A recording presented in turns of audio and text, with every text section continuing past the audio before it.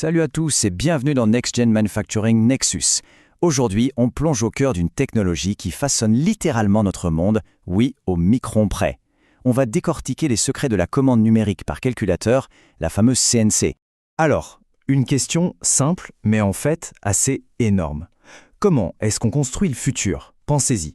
Tous ces objets incroyables qui nous entourent, des fusées aux prothèses médicales, comment on passe d'un simple dessin sur un écran à un objet physique, bien réel? Eh bien la réponse, elle tient en 3 mots. Vitesse, précision et physique. C'est un trio super puissant. On ne fait pas que couper du métal, non. On doit maîtriser la science des matériaux, la mécanique de haute précision et les lois de la physique pour vraiment transformer un bloc de matière brute en pure innovation. Ok, alors au programme aujourd'hui. D'abord, on va craquer le code de l'usinage.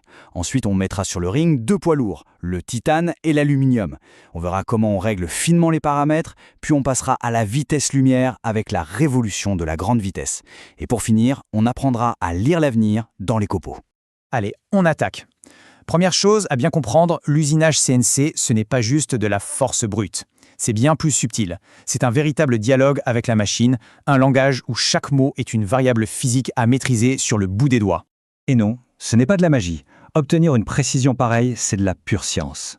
Tout repose sur une poignée de variables clés. C'est vraiment la première étape. C'est cet équilibre, ce réglage parfait entre ces variables qui fait toute la différence entre un pro et un débutant, entre une pièce bonne pour la poubelle et un véritable chef-d'œuvre. Ok, maintenant qu'on a pesé les bases, entrons dans le vif du sujet.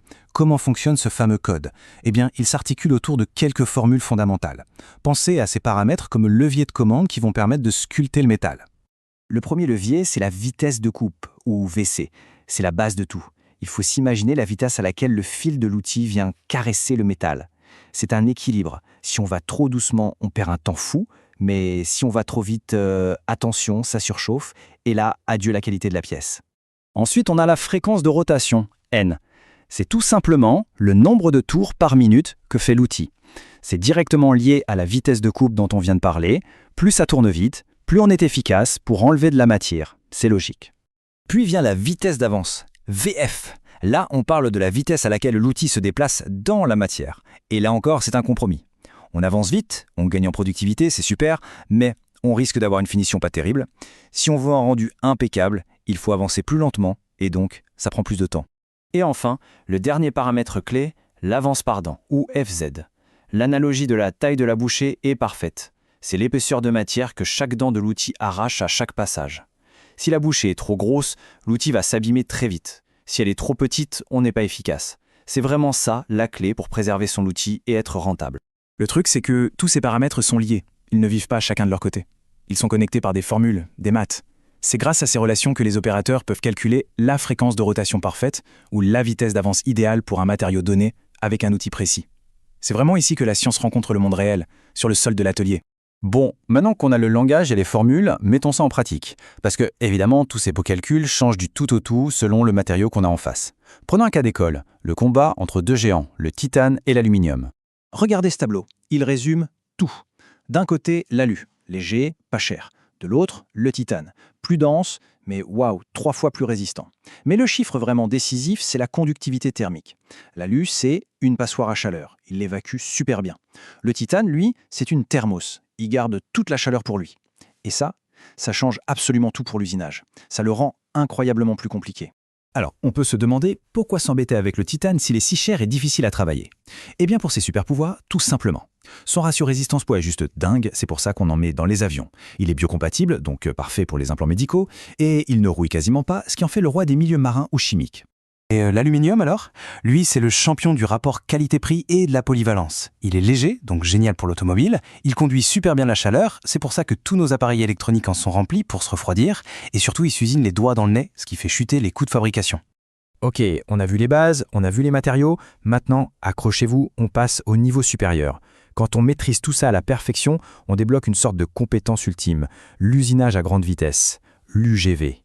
Attention, l'UGV, ce n'est pas juste de l'usinage classique, en plus rapide, non, c'est un vrai changement de philosophie. En poussant les vitesses de coupe dans des zones qu'on pensait inatteignables, on change littéralement les lois de la physique de la coupe. Tout se transforme. Et c'est là que ça devient fascinant, et même un peu contre-intuitif.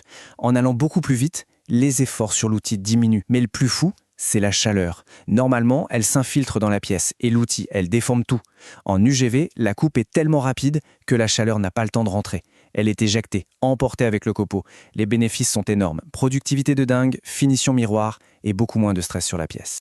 La preuve de tout ça, la preuve que la physique a changé, il suffit de regarder par terre. Les copeaux. Ce n'est pas juste du déchet. C'est l'ADN de la coupe. Il raconte absolument tout ce qui s'est passé, à une échelle microscopique. En usinage normal, on a souvent ces longs rubans de métal, des copeaux qui n'en finissent pas. Parfois ils se cassent, ou de la matière colle à l'outil. Bon, ça c'est le copeau classique, c'est notre point de départ. Et maintenant, voilà le copeau UGV. Ça n'a plus rien à voir, il est court, dentelé, segmenté. C'est la signature d'un phénomène incroyable, l'adoucissement thermique.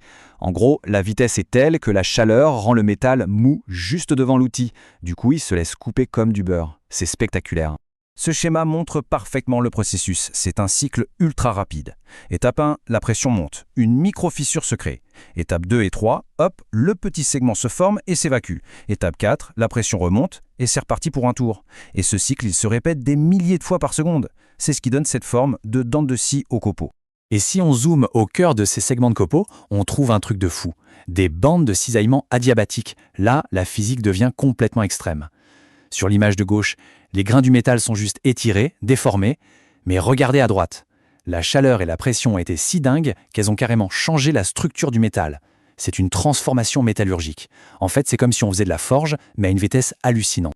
Finalement, ce qu'il faut bien voir, c'est que tout est lié. La maîtrise des paramètres de base permet de s'attaquer à des matériaux exigeants. Cette maîtrise des matériaux débloque des techniques révolutionnaires comme l'UGV. Et la preuve que ça marche, on la lit dans les copeaux.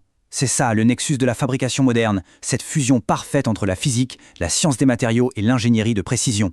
C'est ça qui construit le monde de demain. Et ça laisse une question en suspens, quelle sera la prochaine limite, la prochaine barrière physique que l'on fera tomber ?